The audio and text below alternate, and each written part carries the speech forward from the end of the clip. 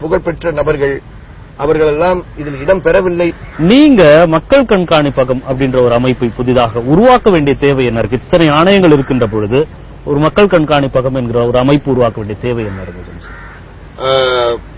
தனிப்பட்ட ரீதியாக மனித உரிமை அரங்கில் 1980களிலிருந்து நான் பணி செய்து கொண்டிருக்கிறேன். எனக்கு மனித உரிமை ஒரு பாடமாக கற்பித்த ஒரு அமைப்பு தேசிய ரீதியில் செயல்படுகின்ற மக்கள் சிவில் உரிமை கழகம், PUCL என்ற ஒரு அமைப்பு. ஜஸ்டிஸ் VM தார்குண்டே அவர்கள் தலைமையில் செயல்பட்டது. திரு ஜெயபிரகாஷ் நாராயண் உருவாக்கிய ஒரு அமைப்பு. அதனுடைய ஒரு மாணவன் தான் நான். அது ஒரு தன்னார்வத்துடன் பணியாற்றுகின்ற ஒரு அமைப்பு. வெவ்வேறு நபர்கள் அதில் பங்கேற்பு செய்து பணியாற்றுகின்ற அமைப்பு. 1980 மதுரையில் அந்த அமைப்பை ஆரம்பித்து பின்னர் அந்த தமிழ்நாட்டினுடைய பொதுச் செயலாளராக அந்த அமைப்பு பணியாற்றி தேசிய ரீதியில் சில பொறுப்புகள் எடுத்து படிப்படியாக மக்களுடைய பிரச்சனைகளை கொண்டு சென்ற ஒரு அனுபவம் எனக்கு கிடைத்தது. இந்த அனுபவத்தினுடைய பின்னணியில் 1993ஆம் ஆண்டு அகில உலக ரீதியில் நடந்த 2ஆம் மனித உரிமை மாநாடு, second world conference on human rights, ஐநா சபை நடத்துகிறது. ஆஸ்திரியா நாட்டில் வியனாவில் அது நடக்கிறது. அந்த சர்வதேச மாநாட்டில் பங்கேற்பு செய்வதற்கு ஒரு வாய்ப்பு கிடைத்தது. எனக்கு என்ன ஞாபகம் இருக்கு, அங்க நான் செல்லும் பொழுது மறைந்த மூத்த வழக்கறிஞர் எங்களுடைய வழிகாட்டி ஐயா கண்ணபரான் கூட அதுல பங்கேற்பு செய்தார்.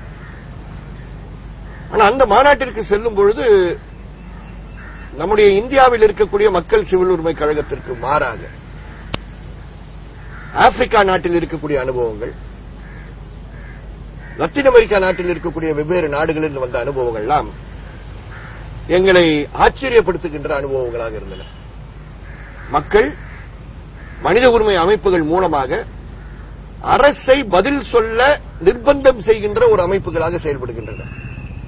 They were bodies which were making them accountable to the people. முழு நேரமான பணியாளர்கள் அதில் செயல்பட்டு எடுக்கின்ற பிரச்சனைகளை இறுதி வரை கொண்டு செல்லுகின்ற, அதற்கான நிதி உதவி ஐநா சபையிடமிருந்து பெற்று அல்லது அவருடைய அரசிடமிருந்து பெற்று அல்லது சர்வதேச நிதி நிறுவனங்களிடமிருந்து பெற்று ரொம்ப நுணுக்கமான வெவ்வேறு மாற்றங்களுக்கு காரணமாக இருக்கக்கூடிய மனித உரிமை அமைப்புகளாக அவரை பார்க்கிறோம். திருப்பி வரும்பொழுது இந்த அனுபவம் கண்டிப்பாக தமிழகத்தில் கொண்டு செல்ல வேண்டும். தமிழ்நாட்டில் நான் வழக்கறிஞர் என்ற முறையில் கற்றுக்கொண்ட வெவ்வேறு விஷயங்களை மறந்து புதிய விஷயங்களை மனித உரிமை அரங்கில் கற்றுக்கொள்ளுகின்ற ஒரு அரங்கமாக இருக்க வேண்டும். I had to de-learn many things I learned as a lawyer. அந்த unlearning process எனக்கு தேவைப்பட்டது. வழக்கறிஞர் என்ற முறையில எல்லாத்தையும் வழக்குகளாக மாற்றி விடுவோம், எல்லாரையும் புகார்தாரராக மாற்றி விடுவோம், எல்லாரையும் சாட்சிகளாக மாற்றி விடுவோம். பாதிக்கப்பட்டவருடைய கண்ணோட்டத்தில் பார்க்கின்ற கலாச்சாரம் எனக்கு கிடையாது. இதையெல்லாம் கற்றுக்கொள்ளுகின்ற ஒரு தளமாக மக்கள் கண்காணிப்பத்தை தமிழகத்தில் ஆரம்பித்தோம். ஆரம்பிக்கும் போது தமிழகம் எரிந்து கொண்டிருக்கக்கூடிய ஒரு தமிழகமாக இருந்தது. சாதிய போராட்டத்தினால் தென் தமிழகம் எழுந்து கொண்டிருக்கக்கூடிய ஒரு தமிழகமாக இருக்கக்கூடிய காரணத்தால் எங்களுக்கு வேற வழியே கிடையாது.